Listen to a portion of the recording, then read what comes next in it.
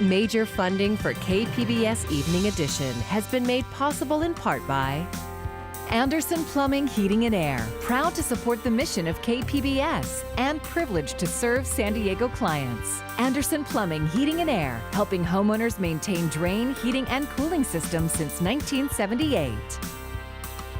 And by the Conrad Prebys Foundation, Darlene Marcos Shiley, and by the following.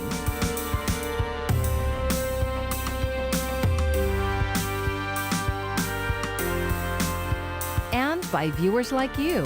Thank you. Good evening. It's Wednesday, July 29th. Thanks for joining us. I'm Maya Trabulsi. July is shaping up to be the deadliest month since the coronavirus crisis began. In our county alone, 166 deaths. Nationwide, more than 150,000 Americans have died. Locally, 5 more people died, bringing our countywide total to 552. There are 282 new cases, significantly down from yesterday. KPBS reporter John Carroll says new actions are being taken to protect employees and to crack down on businesses violating health rules. As of tomorrow, employers in the county will be required to let their employees know if there's been a COVID outbreak at a facility where they work. So we want to make sure that employers are notifying every employee at that physical location, even if they were not a close contact. The safe reopening compliance team that was supposed to be up and running this week now won't be up and running until next week. The Board of Supervisors is set to decide on the makeup of the team at their meeting next Tuesday. Supervisor Fletcher says the county is also going to establish a health compliance hotline and email so anyone can report what he called egregious violators in an easy and timely way. A lot of questions this afternoon centered around a number of gyms that continue to operate in violation of county health orders. The county just closed one of them, the gym in Pacific Beach, and today the county public health officer confirmed an outbreak of COVID at that gym. She would not give any further details. Meantime, other gyms continue to flout health regulations. A KPBS viewer notified us today about one gym on University Avenue where they said they saw a lot of people working out with no masks and no physical distancing. I asked whether the county is helpless to do anything. We have issued multiple public health orders. We have issued multiple cease and desist orders. We have coordinated and worked with law enforcement. But the reality is the increased number require us to increase our ability to respond to those. Fletcher says the county's ability to go after violators will be greatly enhanced once the compliance team is out in the field. Other news, Dr. Wilma Wooten says the county is continuing to bolster its staff of contact tracers. She says 100 more started work last week and 60 additional tracers will be on the job by the end of this week. Even with COVID cases increasing, she says the county is headed in the right direction, but with a ways to go. John Carroll, KPBS News. With the U.S. reaching a new deadly milestone today, doctors are now warning that deaths could grow into hundreds of thousands if people don't wear masks and social distance. Karen Kaifa has the latest from Washington. We've seen a 66% increase in cases just over the last 7 days, and during the last 6 weeks, a 220% increase in cases. We have over 6,000 deaths in Florida. We've had 1,425 deaths in my county alone, and based on the projections, I think we're going to have 20 to 30 or more deaths every single day ongoing just in my county. Local officials in cities and towns across the country say the number of COVID-19 cases is surging. And as the number of deaths crosses 150,000 nationwide, the head of the Association of American Medical Colleges is issuing a warning to Americans. If we don't do something to change our course, we will have multiple hundreds of thousands of deaths in this country. Please wearing a mask. And White House coronavirus task force members urging Americans to wear masks and follow social distancing guidelines in order to slow the spread. There are things that we can do right now in the absence of a vaccine that can turn us around. The fundamental things of avoiding crowds, physical separation, universal wearing of masks, closing the bars, hand hygiene. Meanwhile, on Capitol Hill, negotiations continue over what another coronavirus stimulus bill might contain. Among the points of debate between Democrats and Republicans, the $600 a week federal unemployment benefit from the CARES Act that expires on Friday. In Washington, Karen Kaifa, KPBS News. Local leaders announced a pool of existing money would be targeted towards small businesses in underserved communities. KPBS reporter Shalina Chatlani says the money will help many businesses that were left out before. I'm sitting here at Gentry's Barbershop in Southeast San Diego getting a haircut from Mr. Stanley over here, the owner of the shop. It's one of the many businesses in San Diego that's been affected during the coronavirus pandemic. And today the city has announced that it's shelling out an extra amount of money to help businesses like this stay afloat. That loan could come from a pocket of money that's been granted to the city of San Diego from federal aid dollars via the CARES Act. About $13 million went into a small business relief fund. And today, Mayor Kevin Faulconer announced a proposal for $700,000 from that pool of money and possibly other funds would be targeted toward minority-owned businesses like Gentry's. A recent analysis by Sandeg showed that the Black and Hispanic residents in our community are 4 times more likely than whites that live in neighborhoods that have been impacted by COVID-19 and unemployment. That's incredibly important. For our Asian American residents, they're twice as likely compared to whites. Faulconer says he's working with the County of San Diego to match the funds. Jason Paguillo of the Asian Business Association of San Diego says the $700,000 is intended to help small businesses in underserved communities that were left behind in the first round of relief aid. Around half of the $13 million CARES Act dollars were supposed to go to minority small businesses, but he says, even though a lot of things were restricted at first and then they were lifted as they changed the restrictions on that funding, it prevented new businesses from being able to apply or those that didn't before. So this gives us that extra ability to get to businesses that typically or that didn't apply the first time around. He says a lot of minority business owners were left behind in the first round of small business application loans because the paperwork was too complicated or they needed language translators. So he says this targeted funding from that pool of money is intended to help with technical assistance. Considering, though, that there are millions of dollars in the fund, we're still asking for more money, which is part of the reason of the ask with the county and trying to do a match and saying, hey, can we partner on this? The mayor's proposal will go to full city council for a vote in the coming weeks. Shalina Chatlani, KPBS News. A former sheriff's deputy pleaded not guilty today to 20 felony and misdemeanor charges related to sex acts off duty with underage girls and attempts to meet up with minors. 27-year-old Jalen Devin Fleer was taken into custody by Chula Vista police following a 4-month investigation.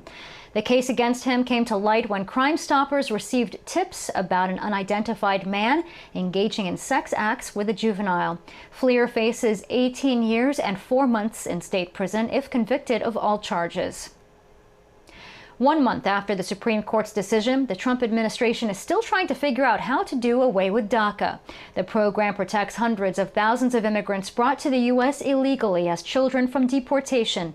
The administration says DACA won't be accepting new applications and work permit renewals will only be extended 1 year instead of 2. Local DACA recipient and immigration lawyer Dulce Garcia says that will likely impact how many people are able to renew.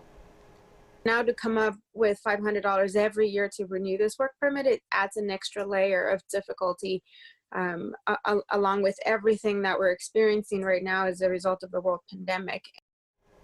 The administration's latest move is expected to face legal challenges since a federal judge recently said it has to start accepting new DACA applications. Garcia says a permanent solution like the DREAM Act is needed to create a pathway to citizenship. Local coronavirus relief efforts have focused on the most vulnerable to make sure they have shelter, food, and access to health care.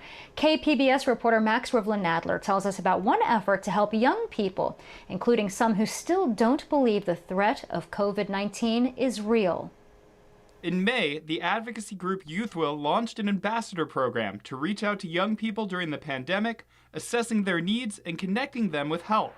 Since then, they've reached out to 25,000 young people across the county and found they've been struggling to get jobs, housing, and access to financial support programs. You have to understand, like, young people who are like starting out their professional careers cut off immediately. So like automatically we had a bunch of young people who just fell into poverty just off the bat. And there's not much resources out there to support them. Young people, many of whom are still listed as dependents, have been cut off from direct payments from the federal government during the pandemic. So without jobs, school, or cash assistance, many are facing difficult choices and don't know where to turn for help. Some people don't even know the existence, for instance, for like, if we're talking about like Medi-Cal and CalFresh, or like even if they qualify, like, I don't think I qualify. I'm like, well, let's talk about it. And they realize, oh, I do. I'm like, yes, you do. And it's more, increased money in your pocket. To get the word out to young people, YouthWill has been hosting a series of virtual town halls for high school students and college-aged young people. The focus of tonight's town hall is debunking myths about the pandemic, as young people have become the #1 carriers of the virus in San Diego County. Young people don't think they're going to get sick. They don't think like, oh, I'm young, I'll be fine. And if I get it, whatever, I'll survive. They're not aware that for a lot of young people who get it, there's a percentage of them that get permanent damage. In addition to debunking fake news about the virus, tonight's town hall will also offer young people census information and how to register to vote. Max Rivlin-Adler, KPBS News. SDG&E customers will be getting $64 worth of bill credit. Over the next 2 months, residential customers will see their electricity bills reduced by $32 thanks to the California Climate Credit Program designed to fight climate change. The state program requires power plants, natural gas providers, and large industries that emit greenhouse gases to buy carbon pollution permits. The credit on customers' bills is their share of the payments from the state's program. A heat wave is expected over the next few days. A reminder, the county has 7 cool zones open from noon to 5 weekdays at the locations that you see on your screen. You can find out more at coolzones.org. And just how hot will it get? Here's Mark Mancuso.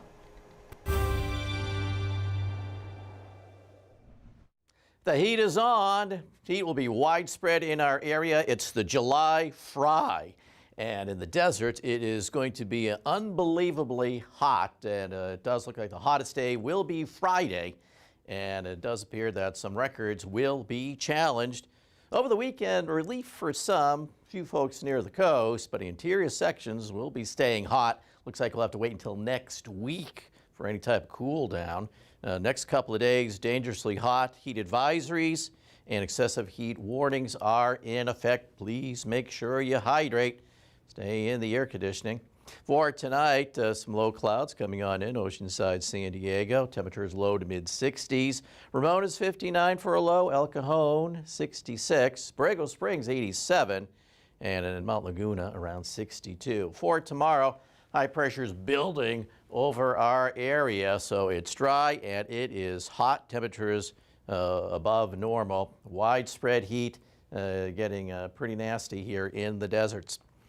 Some clouds along the immediate coast in the early morning hours. That will melt away. 81 Oceanside, San Diego 80. But you can see Ramona up to 101. El Cajon at 98. We could be rivaling record highs here on Friday.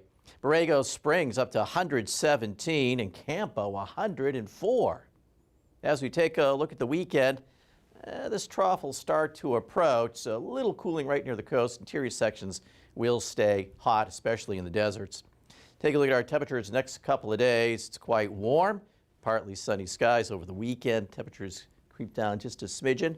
Inland areas, it's really hot. Friday, probably rivaling records. Temperatures drop off a little bit Sunday into Monday. In the mountains, it's very warm. And as we take you out to the deserts, it's unbelievably hot. The record-breaking temperatures possible for some on Friday. And for KPBS News, I am meteorologist Mark Mancuso.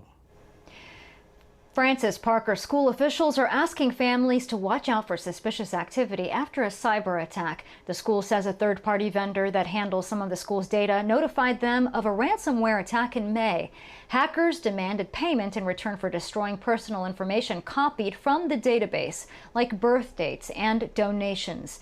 However, the school says no credit card or social security numbers were compromised. Calls to defund police departments continue nationwide, including at San Diego Unified. As KPBS education reporter Joe Hong tells us, students say officers have no place on their campuses, but the district's police department disagrees. San Diego Unified is one of the few school districts in California with its own police department. Its 41-officer force costs the district about $9 million each year, less than 1% of the district's overall budget. Some schools have as many as 4 officers at a time patrolling a campus. Students say that makes their schools feel like prisons. But the police department has made some progress in how it interacts with students. In the past 12 years, arrest rates at the district have gone down by more than 50%. The most dramatic progress has been with Latinx students. In the 2007-2008 school year, about 1.2% of Latinx students were arrested or detained by school police. In 2018-2019, that number dropped to less than 0.5%. In fact, the disparity in arrest and detention rates between Latinx and white students was eliminated by 2015. This may be because the district has invested in alternative methods of school discipline. Since 2012, the National Conflict Resolution Center has trained teachers and principals at San Diego Unified in restorative justice practices designed in part to keep students out of the criminal justice system. The practices that we use with Latinx students is not so much different from any other groups within the schools. Francisco Carbajal is the director of alternative juvenile justice at the center. We've seen cases come from San Diego School Police where we have shown that recidivism completely drops when they're being diverted to a community-led opportunity rather than concentrating on traditional punishments. But despite successes with Latinx students, the arrest rate for Black students is about 1.1%, 3 times as high as other groups. In fact, Black students make up about 8% of overall enrollment, but they make up about 20% of arrests and detentions. The historical mistreatment of people with black and brown skin by police is why Latinx students have joined the fight to defund the police at San Diego Unified. Personally, I don't feel safe with the police presence. Omar Federico Mondragon is one of the students leading the Defund School Police San Diego organization. While the data might show evidence of less discrimination against Latinx students by police, Omar and fellow student advocates say that any investment in police is a disinvestment in student well-being. Those funds go into more police officers when it could be going to social and economic mobility programs. It can be going to college readiness programs. The district is not considering eliminating the police department, but there are those working to create a middle ground. The word that ended up coming to mind in that space was de-escalation. Michelle Ferrer oversees the restorative justice program at San Diego Unified. Since she started at the district 2 years ago, she said she's been inspired by how open the district's police chief has been to restorative justice. Chief Marquez, he's always candid and honest about the ways in which officers in the past were trained, right? And that there's a shift happening. And he believes in the framework. Like, I've heard him multiple times talk about his own experiences with learning the framework. He tells officers that this is the movement in which we are going. Police Chief Michael Marquez wasn't available for an interview, but Police Captain Joe Florentino said the department's approach to policing has changed dramatically since he started 20 years ago. For example, if a student is caught carrying a knife at school, the consequences today are a lot different from what they were before restorative justice. So now, instead of sending that student to court, what we'll do is we'll send them to either the National Conflict Resolution Center. We have contracts with, say, San Diego, different diversion providers, so that the student can go through a program to realize the dangers of carrying a knife. Florentino said he wants to hear from more students about their concerns about policing. But student activists maintain that the San Diego Unified Police Department needs to be defunded, not reformed. Joe Hong, KPBS News. Federal agents who have clashed with protesters in Portland, Oregon will begin a phased withdrawal, according to the state's governor. Acting Homeland Secretary Chad Wolf says the plan calls for a robust presence of state police instead. The federal agents will then leave after weeks of confrontations. Today, President Trump insisted agents would not leave until authorities secured their city. The body of Congressman John Lewis is back in his home state of Georgia. House members lined up to bid farewell as Lewis's casket left the U.S. Capitol. The civil rights icon died earlier this month at the age of 80 from cancer. Lewis was the first black lawmaker to lie in state at the U.S. Capitol Rotunda. Tomorrow, there will be a celebration of life at Ebenezer Baptist Church.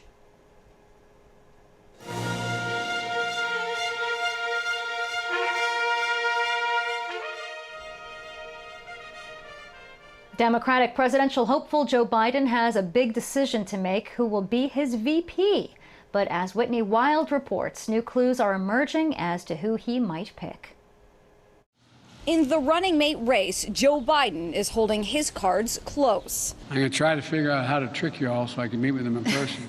The presumptive Democratic nominee has made one thing clear. I will, in fact, I'll pick a woman to be vice president. Perhaps one clue, during this appearance, Biden had positive talking points about Senator Kamala Harris, who, during the first Democratic debate, sparred with Biden over busing in the 1970s. Do you agree today that you were wrong to oppose busing in America then? No. Do you agree? I did not oppose busing in America. Now Senator Harris is widely considered to be on top of the short list for the vice presidential nomination. Another member of Congress from California, also seen as a potential VP, Representative Karen Bass. This week, Biden and Bass were spotted talking as the former vice president paid respects to the late John Lewis. Other prospective congressional candidates include Senators Elizabeth Warren and Tammy Duckworth, along with Representative Val Demings. I believe every woman who has been rumored to be on that list would serve our country well. Susan Rice, the former national security advisor under the Obama administration, is well known for her close relationship with Biden. I'm prepared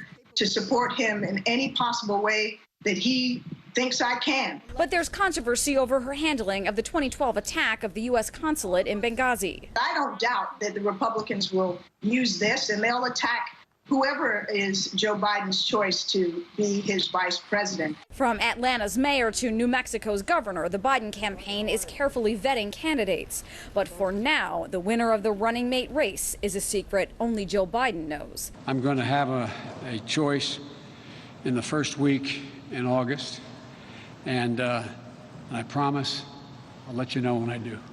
At the White House, I'm Whitney Wild. The coronavirus pandemic will likely cause a shortage of older poll workers. Election officials say more than half of the workers were 60 years or older during the 2016 election. That age group is at high risk, though, and many will likely not work. So election officials are looking for young people to help. California is extending the special enrollment deadline to get health care coverage amid a recent surge of coronavirus cases. If you are uninsured and eligible to enroll through Covered California, you can now sign up through August. All screening and testing for COVID-19 is free, and all plans offer telehealth options. You can find out more at coveredca.com. It's a tough issue for parents, monitoring their kids' screen time. Well, now experts say the quality of content is more important than the number of hours they spend online. The report by Common Sense Media says the content may even be more important during the pandemic because kids have limited access to other avenues of interaction and learning. They say digital media should serve as a social safety net.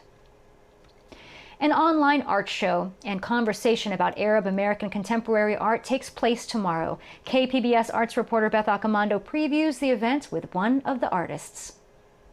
Artist Doris Bitar has always been fascinated by patterns. I'm very deeply interested in pattern as a lattice or a template or a grid, a sort of attractive grid that tells a story about not only about itself, but that presents itself as a structure for difficult conversation about history, colonialism, how deeply has that colonialism affected our culture. Being Arab American, Bitar says she faces a lot of stereotypes and hopes she can address that through her art. So I'm always wondering, how to create a situation where conversation about issues out there that are of concern to Arab Americans can be discussed, whether it's history, how peace can be forged, and other sorts of stereotypes people have about the Arab world. And that's always motivated my work. She sees patterns as having aesthetic appeal, but that there's meaning beneath that. Patterns overlap regions of the world. They overlap political boundaries, national boundaries. There's a lot of sharing when it comes to pattern. Almost all cultures use certain kinds of patterns. And I often start with the patterns in the Arab world, because they're very evolved. But I will spend years tracing and finding out where these patterns came from, how they migrated from Byzantium or China or India or Africa to converge in the Arab world. ADC presents a conversation with Arab American artists tomorrow at noon. Go to the ADC Facebook page for the link to register for the webinar that will be held via Zoom. Beth Accomando, KPBS News. I'm Judy Woodruff. Tonight on the NewsHour, I ask U.S. Senate Majority Leader Mitch McConnell about Congress's struggle to extend economic relief from COVID-19 and more. Coming up at 7 after Evening Edition on KPBS. Recapping our top stories, July is shaping up to be the deadliest month since the coronavirus crisis began. More than 150,000 Americans have now died. Today, county officials reported 5 more deaths, bringing our total to 552. There were 282 new cases. San Diego Mayor Kevin Faulconer is proposing that at least $700,000 in CARES Act money go to minority-owned businesses. It's intended to help small business owners who are left behind in the first round of relief aid. The City Council will consider the proposal in the coming weeks. The advocacy group Youth Will is holding a virtual town hall tonight to debunk myths about the pandemic. Young people have become the #1 carriers of the virus in San Diego County. The event will also offer census information and how to register to vote. You can find tonight's stories on our website, kpbs.org/evening edition. Thank you for joining us. I'm Maya Trabulsi. Have a great evening. Major funding for KPBS Evening Edition has been made possible in part by Anderson Plumbing, Heating and Air, proud to support the mission of KPBS and privileged to serve San Diego clients. Anderson Plumbing, Heating and Air, helping homeowners maintain drain, heating, and cooling systems since 1978. And by the Conrad Prebys Foundation, Darlene Marcos Shiley. And by the following: